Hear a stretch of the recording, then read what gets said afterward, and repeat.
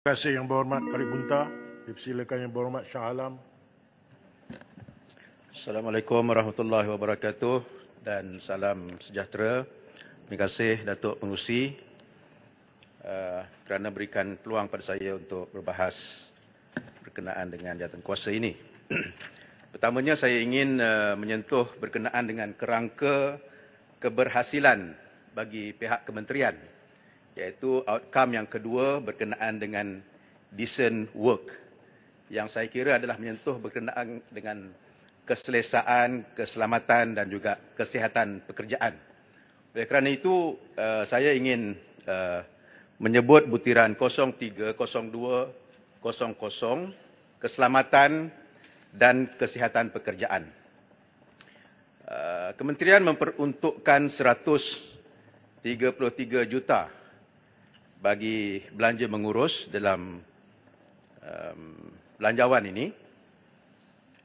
Lalu saya ingin menimbulkan beberapa perkara berkenaan dengan kerangka keberhasilan kementerian yang saya sebutkan tadi.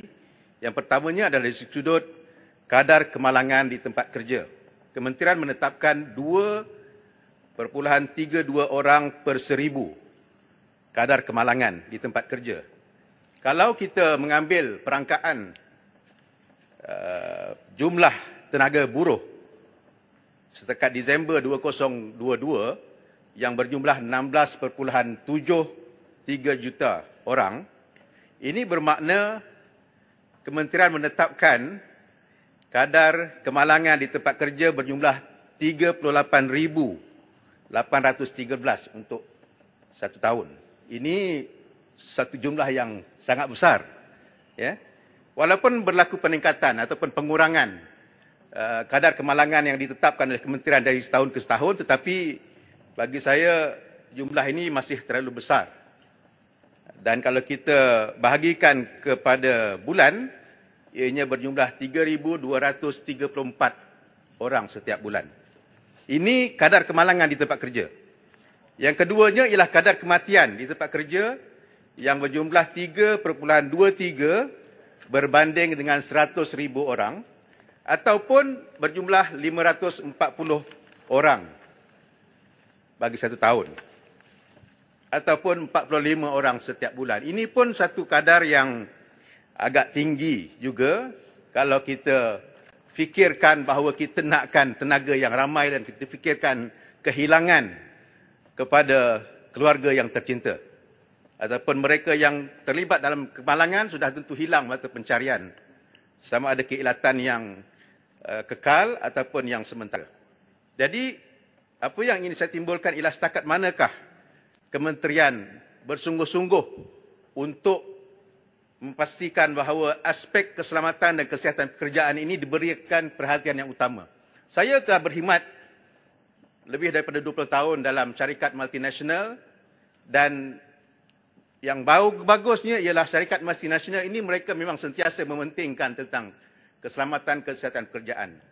Tetapi bagaimana mereka yang terlibat dalam sektor PKS, ya, yang saya lihat aspek ini masih belum diberikan tumpuan oleh kementerian dan kerajaan buat masa ini. Jadi saya harapkan adanya usaha yang gigih untuk pastikan bahawa semua pekerja ini apabila mereka pulang ke rumah, yang di rumah itu menunggu mereka setiap hari in one piece, ya, dalam keadaan yang sihat dan sejahtera.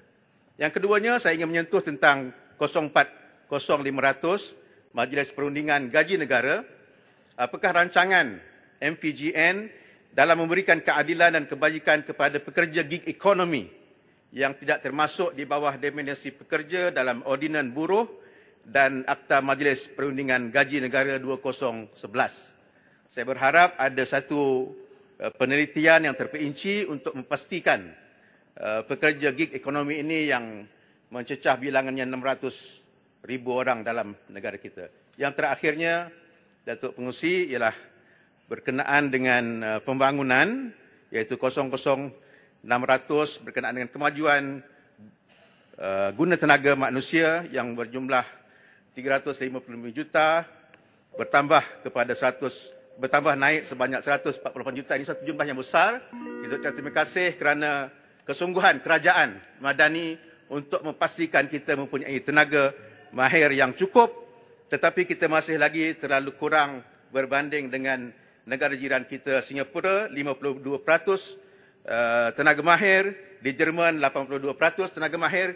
Kita masih lagi terkial-kial untuk nak mencapai tahap 30 hingga 35%. Kerana itu, saya berharap supaya ada langkah-langkah yang terperinci yang kita memberikan tumpuan ini untuk nak menaikkan taraf kemahiran rakyat daripada negara kita ini, dan ada perincian yang tertentu yang diberikan kepada MP untuk kita dapat melihat di manakah peruntukan-peruntukan ini dibelanjakan dan juga berapakah penjimatan yang diraih oleh pihak kerajaan apabila kita menswastakan TVET kepada syarikat-syarikat gergasi yang telah pun menawarkan diri untuk terlibat dalam memastikan kecukupan tenaga mahir dalam negara kita ini. Terima kasih, Datuk Pengerusi. Terima kasih Yang Berhormat Shah Alam.